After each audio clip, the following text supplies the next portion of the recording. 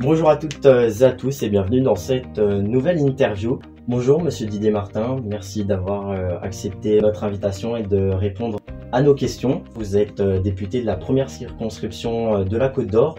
Vous êtes membre du groupe Renaissance. C'est passé, la motion de censure déposée par la NUPES a été rejetée. Un petit mot sur votre état d'esprit après cette période qui a été quand même marquée par la réforme des retraites, qui a été menée avec quand même quelques difficultés. Oui, ça a été assez long. Il y a eu une procédure, je dirais, normale, telle que le Parlement le prévoit et la Constitution le prévoit. Il a fallu effectivement faire face au début de l'examen du texte de l'obstruction. Et puis finalement, il y a eu un engagement du gouvernement sur ce sujet-là. Et la motion de censure suite au 49.3 a été déposée et elle n'a pas été adoptée. Il n'y a pas de majorité alternative au sein de l'Assemblée nationale que notre majorité. Mais justement, alors pourquoi, si vous considérez qu'il n'y a pas de majorité alternative, pourquoi ne pas être allé au vote directement et avoir eu recours au 49.3 qui vous a été quand même beaucoup reproché? C'est l'engagement du gouvernement, c'est pas l'engagement de personne d'autre. Le gouvernement s'est engagé sur ce point-là. Le texte a été validé par le Sénat et il y a eu effectivement une obstruction qui a duré trop longtemps. Et donc le gouvernement a engagé sa responsabilité. D'accord. Mais donc finalement, en fait, les oppositions ont servi à pas grand-chose. Elles n'ont pas eu de possibilité à s'opposer finalement à cette réforme. Elles se sont opposées avec les moyens qui sont prévus par la Constitution et elles n'ont pas obtenu la majorité. En France, dans nos villes, est-ce que vous pensez que même après cette période, pensez-vous que les Français ont réussi à accepter cette réforme et ont réussi à passer à autre chose comme ce que le président de la République souhaiterait? Il n'est pas facile d'accepter de travailler plus, mais il faut penser à l'avenir. Il faut penser aux retraites versées, il faut penser aux cotisations qui sont versées pour payer les retraites aujourd'hui, et il ne faut pas aggraver le poids de la dette pour les générations futures. Donc si on veut préserver la solidarité, cette solidarité c'est ceux qui travaillent, qui payent pour ceux qui sont en retraite. Si on veut que ce principe-là soit préservé, il fallait cette réforme. Oui, mais concrètement, elle est quand même impopulaire. Quand on voit ces chiffres-là, 93% des actifs sont contre cette réforme et les chiffres ne baissent pas. Le président de la République a dit la confiance va se conquérir, mais quand on regarde les chiffres, le pourcentage d'opposition n'a pas baissé ou du moins a peu baissé au cours du temps. La retraite devait être réformée pour pouvoir durer dans le temps, en préservant l'avenir pour les générations futures. C'est une réforme qui n'était pas populaire, certes, parce qu'il n'est pas agréable de devoir travailler plus. Et qu'il n'est toujours pas. Mais il est nécessaire de le faire si on veut être en capacité de verser les retraites aux retraités qui seront de plus en plus nombreux, parce que la société évolue. Ils sont plus nombreux aujourd'hui qu'hier. Quand on a mis en place le système, il y avait un retraité et 5 actifs. À l'horizon de quelques années devant nous, il y aura un retraité pour 2 actifs. Il faut donc trouver des solutions pour la population. Et un vieillissement, oui, on vit plus longtemps, c'est une bonne chose, donc il faut payer les retraites pendant plus longtemps, et surtout, il y a davantage de personnes en retraite, donc il faut trouver les moyens financiers pour verser ces retraites. Mais par exemple, que répondez-vous aux gens, notamment aux oppositions, qui considèrent qu'aujourd'hui nous ne sommes plus en démocratie, ou même des gens qui disent, j'ai entendu dire lors du déplacement notamment de la présidente de l'Assemblée nationale à Dijon, on a l'impression que vous vivez sur une autre planète. Oui, c'est des formules que je conteste, parce que moi je vis bien sur cette planète-là, que nous devons préserver d'ailleurs. C'est ce que c'est que travailler au service des autres, en dehors de la politique. Donc j'ai conscience de ce que c'est que la charge de travail, de ce que sont les conditions de travail, de ce que sont les rémunérations, et c'est aujourd'hui le travail qui doit permettre de payer les retraités. Quant à la démocratie, tout ce qui a été fait est parfaitement conforme à notre Constitution. Le Conseil constitutionnel l'a dit et confirmé. Est-ce que c'est juste dans son principe? Nous avons une Constitution. Si vous voulez changer la Constitution, c'est ce que prévoit plus ou moins l'ANU. Sans vouloir tout renverser du jour au lendemain, nous, on prend les sujets les uns après les autres. D'abord, consolider l'équilibre pour verser les retraites. Et ensuite, nous verrons s'il faut changer les institutions. Beaucoup de gens parlent aussi d'un remaniement, d'un changement de gouvernement durant ces derniers jours. Est-ce le cas ou est-ce une fake news? Est-ce que vous avez des informations sur un potentiel changement? Vous savez, en République, en 5e République, on a un chef d'équipe. Il est à l'Élysée. Et c'est lui qui décide, qui rentre sur le terrain et qui est sur le banc des remplaçants. Donc vous ne le savez pas? Donc moi, je ne le sais pas. Pour l'instant, c'est secret défense. C'est pas secret défense, c'est une décision qui appartient au président de la République. Et vous pensez que ça peut être le cas? Ça peut être le cas n'importe quel moment. D'accord. Pour continuer, avant votre début en politique, vous avez intégré en 1975 la fac de Dijon, la fac de médecine de Dijon. En 1984, vous commencez une carrière de praticien hospitalier en radiologie au CHU de Dijon. C'est exact. Puis vous vous lancez en 1997 dans la neuroradiologie interventionnelle pour la prise en charge des AVC, c'est bien ça? Des accidents vasculaires cérébraux, c'est exact. Mardi prochain, les syndicats appellent à la grève dans les hôpitaux. Vous qui avez travaillé au CHU Dijon, qui avez connu le fait de travailler dans le domaine de la santé, comprenez-vous le mécontentement personnel de santé aujourd'hui? Je comprends qu'il y a des tensions, c'est pas nouveau, ça dure déjà depuis plusieurs années, c'est lié à différentes explications, dont la rémunération, bien sûr. Et c'est pour ça qu'on a revalorisé sensiblement les salaires des agents dans les hôpitaux, de tous les agents dans les hôpitaux. C'est ce qu'on a appelé le Ségur de la santé. On n'avait jamais vu une telle augmentation. Maintenant, est-ce que ça marche? Est-ce que c'est assez? Maintenant, on arrive à la période estivale. Il va y avoir les départs en vacances, il va y avoir des congés à assurer pour les personnels. C'est vrai que c'est un moment de tension, il va falloir trouver des solutions, un plan pour, en particulier, l'accueil des urgences cet été dans nos hôpitaux. Je crois qu'il faut, globalement, après cette réforme des retraites qui a été, qui sera mise en œuvre dès le mois de septembre, il faut ouvrir un grand chapitre de négociation sur les conditions de travail, que ce soit dans le secteur public ou dans le secteur privé. Là, concrètement, quand vous allez au contact du personnel de santé et qui vous disent qu'ils sont en manque de moyens, en manque de personnel, qui ont des salaires qu'ils considèrent médiocres, qui sont en dépression, qui ne supportent pas la charge psychologique de leur métier, que répondez-vous? Et là, vous venez de me citer les mesures qui sont mises en place pour y faire face, mais est-ce que c'est assez? Est-ce que c'est efficace? Est-ce que ça sera efficace dans les prochaines années pour... Le salaire, c'est quand même une question importante. Donc, augmenter les rémunérations, ça me paraît important.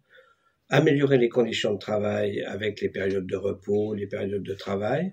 Tout ça, c'est quelque chose qui se négocie dans l'entreprise et dans l'hôpital. Il nous faut aussi former davantage de personnel, parce que nous avons effectivement des infirmiers qui commencent les études et qui ne poursuivent pas. Nous manquons de médecins, il faut recruter davantage de médecins. Donc c'est quelque chose qui se préparera et se construira sur plusieurs années, parce qu'on n'invente pas des médecins. Et du coup là, vous pouvez nous affirmer qu'il y a bien des problèmes, notamment dans le financement et dans l'effectif dans les hôpitaux. Il y a des tensions en ce qui concerne la gestion du personnel hospitalier, parce que nous manquons de personnel, mais ce n'est pas un problème de budget. Le budget, il est en augmentation, et en augmentation sensible. En augmentation qu'il est suffisant. Eh bien, il faut améliorer certaines chaînes de soins, faire en sorte qu'on soit plus efficace, plus efficient, et puis il faut trouver un équilibre entre l'hôpital et la médecine de ville, les médecins libéraux d'un côté et l'hôpital de l'autre. Il y a, je pense aussi, un partage de distribution aussi des consultations et des actes entre la ville et l'hôpital. Est-ce qu'on peut ramener aussi ce problème d'effectifs et de budget, par exemple, dans l'éducation nationale? Là encore, grosse revalorisation de l'ensemble des enseignants, dédoublement des classes et des effectifs qui ont été revus nettement à la hausse.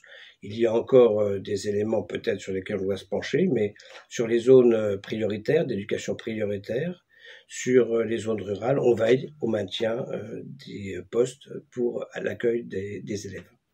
Mais du coup, c'est satisfaisant comme Oui, comme dans ma bilan? circonscription, par exemple, dans ma circonscription, à la rentrée, il y aura une classe qui va fermer et 4 qui vont ouvrir. Donc, vous voyez, il y a quand même une prise en compte pour les jeunes enfants, pour les zones d'éducation prioritaire, il y a prise en compte des besoins. Donc, par exemple, là, quand à la rentrée dernière, on savait pas si on allait avoir un prof de maths à la rentrée, c'est bien. Ça a été le cas. Ah ben, Un manque d'effectifs.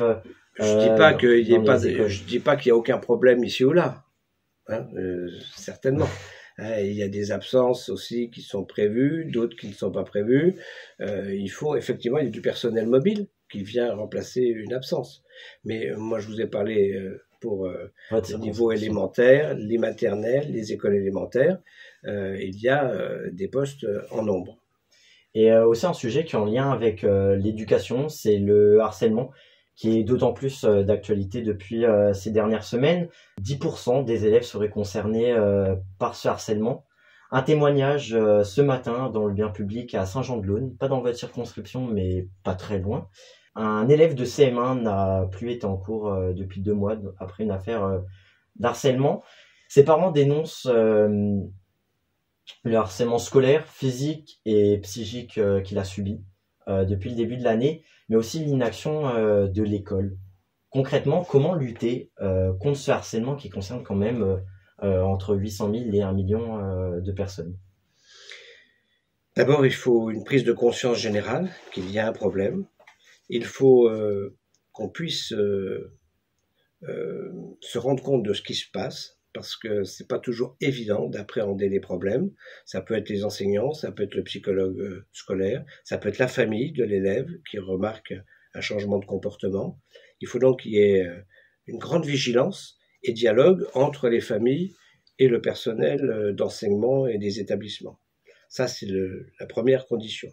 Donc, en parler, il faut que les élèves signalent à leur entourage, à leurs professeurs, à leur CPE, à leur famille, s'il se passe quelque chose. Et ensuite, il faut effectivement prendre les bonnes mesures. Par exemple, ce matin, là, il y a eu une plainte déposée contre le harcèlement scolaire que subit Fares, un collégien. Mais c'est une plainte qui a été classée sans suite par la procureure de Carcassonne. Est-ce un échec d'avoir une affaire sans suite?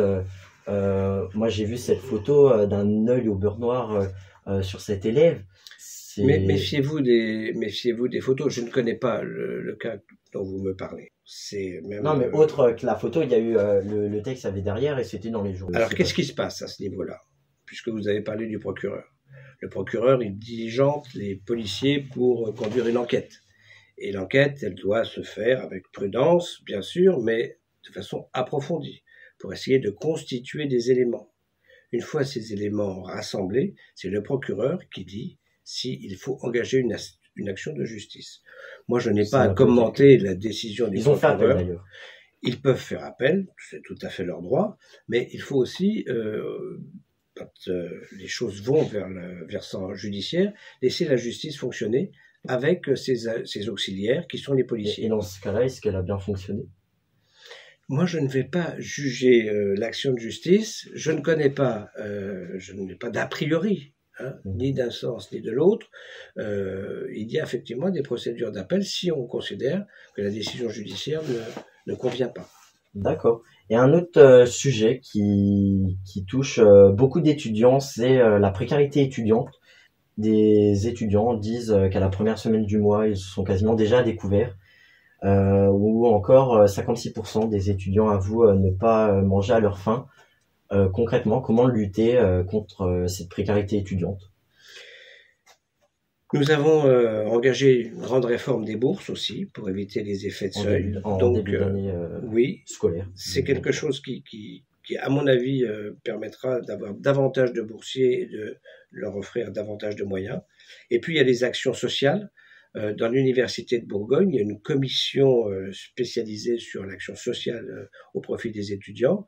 Le Crous également met en place des moyens. Nous avons aussi décidé le repas à 1 euro pour ceux qui en avaient besoin. Vous avez voté contre, par contre, pour qu'il soit... Oui, parce que ça doit être destiné à ceux qui en ont le plus besoin. Hein. C'est pas le repas à 1 euro pour tous. C'est pour ceux vraiment qui justifient de certaines conditions financières. Des conditions strictes, pas peu strictes, des conditions sincères. Des conditions dans lesquelles il faut effectivement un minimum de budget pour vivre décemment et faire des études dans des bonnes conditions. Mais quand on voit ces chiffres ou même ces témoignages de certains étudiants, c'est encore difficile aujourd'hui. Ah mais je ne dis pas que tous les problèmes sont réglés, mais le repas à 1 euro, c'est pour ceux qui en ont le plus besoin, pas pour les étudiants qui sont dans les conditions les plus favorables. Le logement étudiant, c'est un vrai sujet, et il y a cette commission à l'Université de Bourgogne qui prend en compte. Ça peut être aussi des démarches comme les épiceries solidaires qui fournissent des produits pour ceux qui veulent cuisiner. Des centaines de personnes qui sont devant ces épiceries solidaires. Ça veut dire qu'il y a un besoin, et ça veut dire que c'est nécessaire de mettre ça en place. Et il faut s'en réjouir. Plus en place. Ce qu'il faut, et il s'agit que tout le monde qui en a besoin puisse avoir accès, effectivement. Ce qui n'est pas le cas. Pas forcément le cas. Il faut tendre vers, effectivement, le fait que chaque personne qui en a vraiment besoin puisse avoir recours. Soit le repas à 1 euro, soit, bien sûr, l'épicerie solidaire, où parfois on offre les produits, ou parfois on les achète à bas coût, mais il y a aussi toute la prise en charge santé, logement et santé qu'il faut également améliorer pour que les conditions d'études soient les meilleures possibles. Derrière ça, il y a aussi l'inflation, le sujet de l'inflation qui persiste. Peut-on imaginer une baisse du prix, notamment l'alimentation, comme besoin primaire pour les... C'est un besoin primaire pour tous.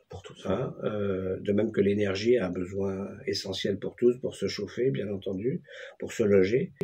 L'inflation, c'est pas le gouvernement qui en décide. Et les prix, c'est pas le gouvernement qui en décide non plus. 1 tiers de l'inflation est lié à l'augmentation des marges industrielles. C'est un chiffre l'INSEE. Ça, c'est votre interprétation. Non, c'est un chiffre. Non, c'est un chiffre. Vous pouvez corréler un chiffre avec un autre. Vous pouvez le corréler à la température ambiante. Vous pouvez le corréler à beaucoup de choses. Mais ce qui montre l'inflation. Mais vous avez raison quand même. Si on peut mettre des choses en place, par exemple, Bruno Le Maire qui dit demander aux industriels de baisser les prix. Mais vous avez raison. Il faut effectivement que entre le producteur et le consommateur, la chaîne, c'est-à-dire la transformation des produits, les industriels de l'agroalimentaire et la chaîne de distribution, conserve la valeur pour les producteurs et maîtrise les prix. Alors, on sait comment ça se passe. Ils ont des prix d'appel et d'autres produits sur lesquels il faut une grosse marge. Donc, il faut effectivement que le politique joue son rôle et faire pression sur les industriels en disant qu'ils soient raisonnables et qu'ils ne profitent pas de la période. Il peut y avoir des sanctions, c'est possible. Vous savez, il y a quand même des façons de faire comprendre, des façons aussi de limiter, je dirais, les profits. C'est aussi le sens de ce que nous avons mis en place. Il faut à la fois que les salaires soient versés, et qu'il y ait de bonnes rémunérations et que les profits soient limités, surtout en période d'inflation. Et du coup, quand peut-on espérer un retour à la normale et une baisse drastique de l'inflation à ce qu'on pouvait connaître avant? C'est difficile de savoir, non? Prévoir, c'est toujours difficile. Il y a des économistes et des financiers qui se posent cette question-là et qui répondent avec des arguments qui sont parfois divergents. Il semble qu'en 2023, on atteigne le sommet de l'inflation et qu'on redescende progressivement à l'horizon 2024. Donc, une inflation qui était trop forte, qu'on vient de connaître, une période prochainement en 2024, on reviendra à des chiffres de 2 à 3%. C'est ce qui est prévu de la part de certains prévisionnistes. D'accord. Et pour en revenir à vous, Monsieur Martin, vous travaillez beaucoup sur le sujet de la fin de vie. Emmanuel Macron espère une loi d'ici la fin de l'été sur ce sujet. Vous qui travaillez beaucoup sur cette convention, concrètement, qu'est-ce que la fin de vie? Quel est le débat qu'il y a autour de ce sujet? Alors c'est un sujet, pardon, c'est un sujet grave. Grave, mais que peu de gens ont dans leur tête et comprennent réellement ce que c'est. Ben, surtout quand on est jeune, Oui. on pense pas trop à cela. En On le voit revanche, pas, des quand fois. on est... Oui, mais il y a malheureusement des Malheureusement, jeunes qui ont des idées noires aussi, hein, on c'est le tout à sait. fait ça. Mais c'est pour ça que j'ai mis le vaut pas. Le sujet, c'est les gens gravement malades, les personnes gravement malades, qui ont un pronostic de vie très court, de quelques mois, qui ont une maladie qu'on ne peut pas guérir et qui souffrent énormément. C'est pour ces personnes-là que se pose la question d'un nouveau droit, éventuellement. Et quel sera ce nouveau droit? C'est le droit à une personne dans cette situation, celle que je viens de décrire, de demander soit un suicide assisté, soit une euthanasie active avec une injection létale. Aujourd'hui, c'est interdit. Aujourd'hui, on n'a pas le droit de mettre fin volontairement à la vie d'un être humain en France.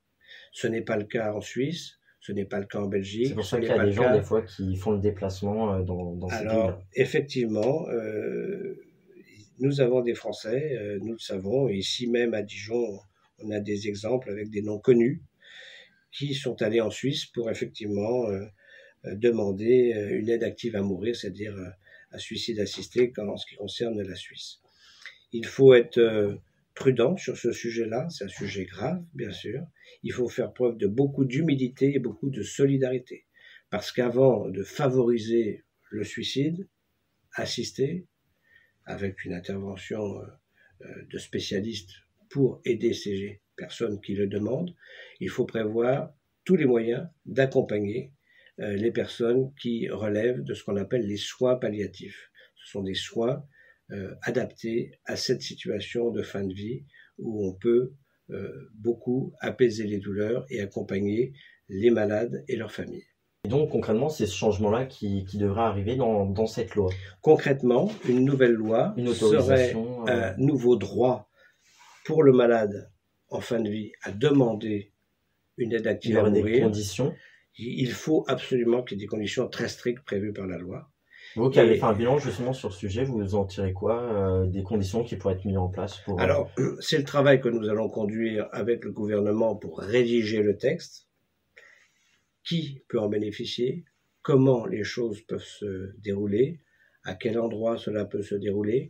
Quel suivi, quel contrôle l'État doit mettre en place pour éviter toute dérive? C'est tout cela qui doit trouver place dans le texte de loi à venir. Et je le répète, avec un chapitre préalable qui est celui des soins palliatifs. Depuis cette fin de période des retraites, vous nous parlez beaucoup du chômage, de la réindustrialisation, de l'emploi en général, et vous nous parlez de la baisse du chômage avec cet objectif plein emploi. Est-ce qu'on peut y croire? Est-ce que c'est possible?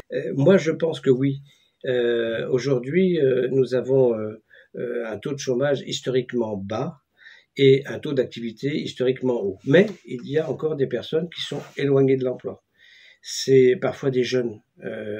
C'est plus souvent quand on regarde les catégories d'âge, ce sont soit des jeunes, soit des personnes au contraire en fin de carrière, vers 57, 60, 57 ans, 58, 60 ans.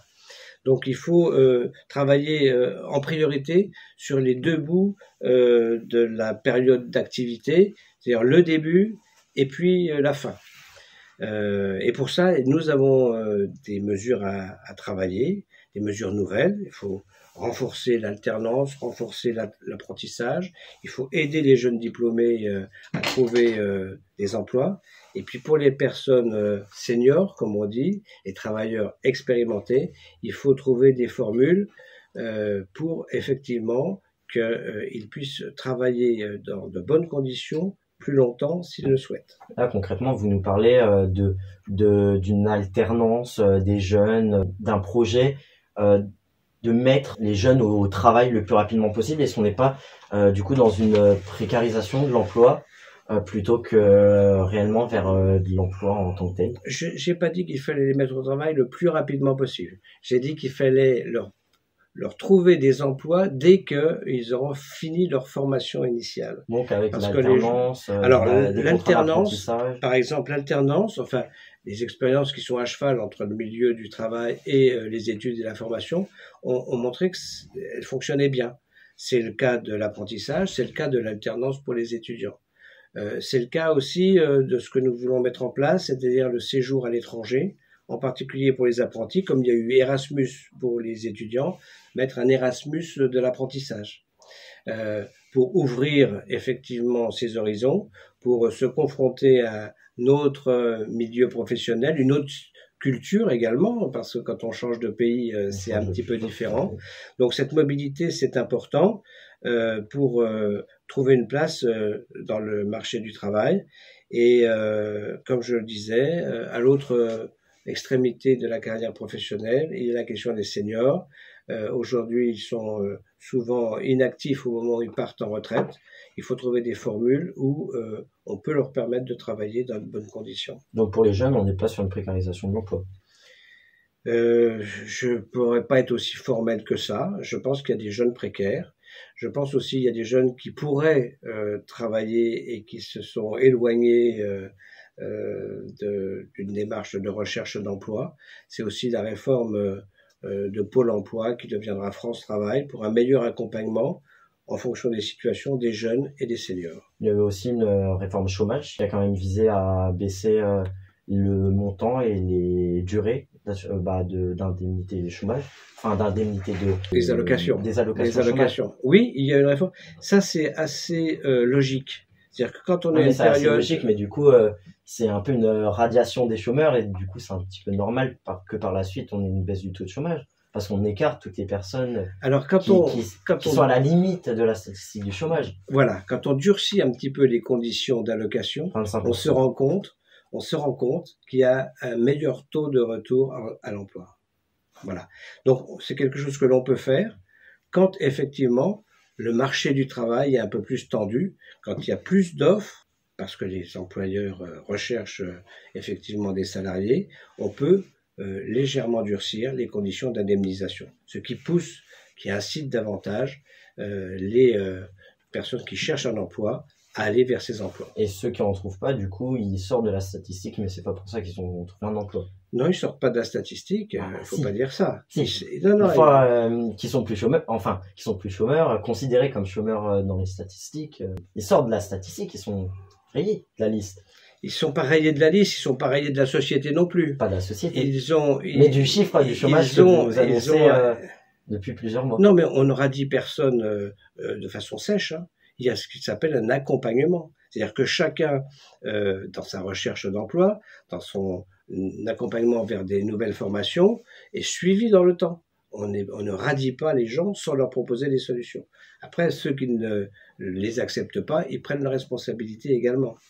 Mais je sais qu'il y a des personnes qui sont très éloignées de l'emploi et ceux-là doivent bénéficier de mesures spécifiques et c'est le cas. Un autre sujet qui préoccupe beaucoup les Français, c'est l'écologie. On y fait face encore cette année, cet été, avec par exemple de nombreux incendies catastrophiques au Canada, 40 degrés par exemple en Sibérie, des rapports du GIEC qui sont alarmants. Quelles mesures comptez-vous prendre pour lutter face à ce changement climatique qui devient de plus en plus concret, de plus en plus important? Je vais pas vous répondre en 2 minutes sur ce sujet-là parce que l'objectif, il est effectivement de limiter le réchauffement du climat et pour cela, il faut baisser nos émissions de gaz à effet de serre. Et il faut prendre les types d'activités humaines les unes après les autres et voir ce que l'on peut faire. C'est l'agriculture, par exemple, c'est l'agriculture et l'agroalimentaire, c'est les transports, c'est le logement. Voilà les grands chapitres sur lesquels on peut agir, on doit agir pour limiter nos émissions de gaz à effet de serre. Retrouver des nouvelles énergies, des énergies vertes, comme on appelle, hein, que ce soit l'électricité verte, l'hydrogène, l'éolien, l'hydraulique, on est assez limité en France, mais toutes ces énergies renouvelables, solaires, éoliens, doivent être, à mon avis, développées pour effectivement retirer toutes ces possibilités de gaz, d'émissions de gaz à effet de serre. Concrètement, les prochaines mesures qui seront prises dans le futur le plus proche, ça serait... Par exemple, l'industrie, puisque vous en avez parlé tout à l'heure, il s'agit de limiter les consommations d'eau, parce que l'eau est un élément déterminant pour la biodiversité et l'équilibre du climat. Il faut souvent investir dans l'industrie pour limiter la consommation d'eau, pour nettoyer l'eau avant de la rejeter ou la réutiliser. Vous voyez, ça c'est des mesures très concrètes pour lesquelles on peut accompagner les entreprises qui investissent pour soit fabriquer leur propre énergie, soit pour limiter leur consommation d'énergie, soit pour limiter leur consommation d'eau. Il faut également agir très concrètement sur les transports. Agir sur les transports, ça veut dire quoi? Quel est le poste qui aujourd'hui produit le plus d'émissions de gaz à effet de serre? C'est la voiture particulière avec un seul passager dans la voiture particulière. Il faut donc mettre en place, en particulier en milieu urbain où c'est plus simple, des systèmes de transport public, de transport en commun, des bus parfois, mais des bus à hydrogène, vous voyez, c'est plus vertueux, des trams qui fonctionnent à l'électricité avec une électricité verte, favoriser le transport collectif plutôt que le transport individuel. Et puis pour le logement, c'est éviter les consommations d'énergie avec l'isolation, et puis utiliser une énergie pour le chauffage individuel en particulier, développer progressivement les pompes à chaleur en complément des chaudières telles qu'on les a mis en place dans les logements individuels. On a supprimé les chaudières à fioul, c'est fini. Il faut aussi penser au gaz et trouver un équilibre avec des chaudières adaptées avec une pompe à chaleur. Pour finir cette interview, avez-vous un petit message à adresser à la caméra et pour les gens qui nous écoutent?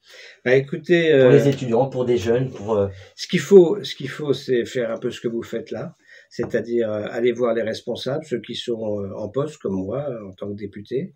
Il faut échanger directement et librement sur ce qui vous préoccupe, ce qui vous met en colère parfois, et puis ensemble on peut voir ce qui est possible pour améliorer les choses.